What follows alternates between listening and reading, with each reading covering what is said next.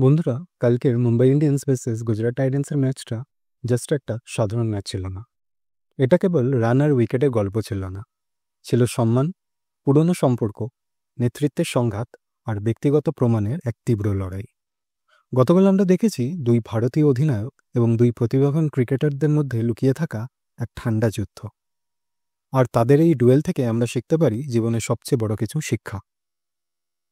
ভাবুন তো, কি কঠিন পরিস্থিতি না ছিল দুজনের জন্য। একদিকে হার্দিক, যার হাত ধরে গুজরাট টাইটান্স প্রথমবারই চ্যাম্পিয়ন হয়েছিল 2022 সালে, আর এর সাথে অধিনায়ক হার্দিক একটা বার্তাও দিয়েছিলেন পুরো ক্রিকেট বিশ্বকে, আমি শুধু অলরাউন্ডারই নই, আমি নেতা হতে পারি। কিন্তু সময় বদলায়।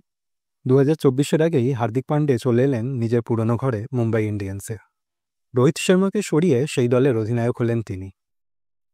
শুরুতে মুম্বাইয়ের ফ্যান্সরা তাকে ক্যাপ্টেন হিসেবে অ্যাকসেপ্ট না করলেও এখন ছবিটা সম্পূর্ণ অন্য। এদিকে জিটির দায়িত্ব গেল একজন তরুণ ক্রিকেটারের হাতে, শুভমান গিল, যার স্টাইল, ফিটনেস আর ব্যাটিং নৈপুণ্যে বহুদিন ধরেই বলা হচ্ছে ফিউচার অফ ইন্ডিয়ান ক্রিকেট। তাই এই ম্যাচটা ছিল দুজনের কাছে অনেক কিছু প্রমাণ করার। হার্দিকের কাছে এটা ছিল নিজের সিদ্ধান্ত সঠিক প্রমাণ করার লড়াই, আর শুভমানের জন্য তার লিডারশিপ কোয়ালিটিকে প্রতিষ্ঠা করার যুদ্ধ। আর এই কোল্ড ওয়ারের প্রথম ঝলক দেখা গেল টসের সময়। হার্দিক পান্ডিয়া যখন হ্যান্ডশেক অফার করলেন, শুভমান গিলকে দেখা গেল সেটি এড়িয়ে যেতে। হয়তো তিনি অন্যমনস্ক ছিলেন, বা হয়তো এর পেছনেও এক অলিখিত ইগোর লড়াই ছিল। কিন্তু এই ঘটনা লাইভ দেখা যেতেই সোশ্যাল মিডিয়ায় ফ্যানেরা দুভাগে বিভক্ত হয়ে পড়লেন। আর এরপর যখন শুভমান গিল সেকেন্ড ইনিংসে ব্যাট করার সময় আউট হয়ে গেলেন, হার্দিকের উচ্ছ্বসিত উদযাপন যেন সেই জল্পনাকে আরও উস্কে দিল। মনে হলো যেন তিনি শুধু উইকেট পাননি, এক ব্যক্তিগত ব্যাটেল জিতে নিয়েছেন।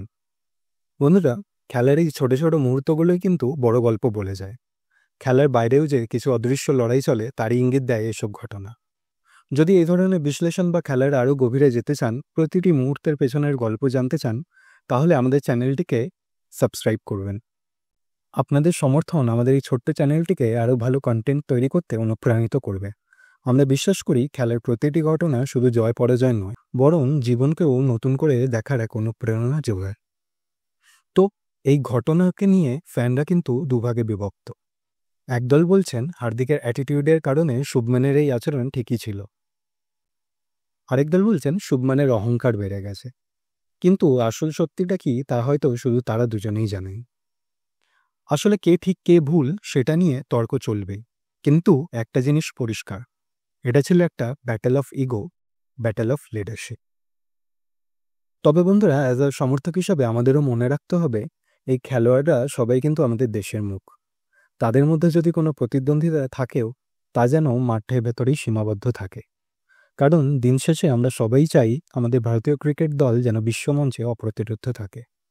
এই কোল্ড ওয়ার কি একটা নতুন প্রতিদ্বন্দ্বিতার জন্ম দিল, নাকি এটা শুধু মুহূর্তের উত্তেজনা ছিল? এর উত্তর তো সময়ই দেবে।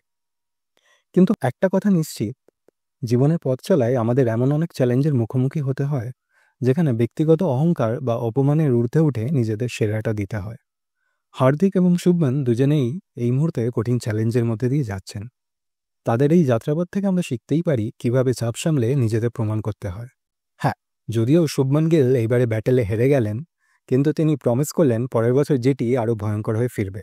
আর তার সাথে সাথে আমরাও আশাবাদী থাকবো যেন ইংল্যান্ড সিরিজে তার ক্যাপ্টেন্সির দারুণ এক শুভ সূচনা হয়। তো বন্ধুরা, এখন এটুকুই। ফিরছি খুব তাড়াতাড়ি নতুন কোনো খেলার ডাক নিয়ে।